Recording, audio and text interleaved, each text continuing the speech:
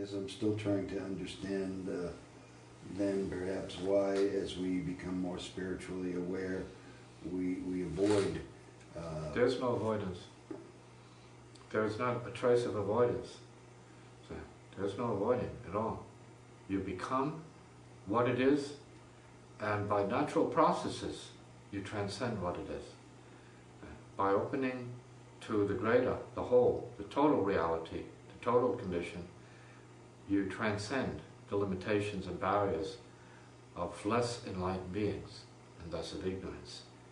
You outgrow ignorance, you enter into beingness as a fact, no longer as something, an ambition. So all that's left once you completely give up, completely surrender into, let's say, silence or peacefulness, same thing. Say the heart of the master, same thing. Love, same thing. Buddha nature, same thing. Huda nature, same thing.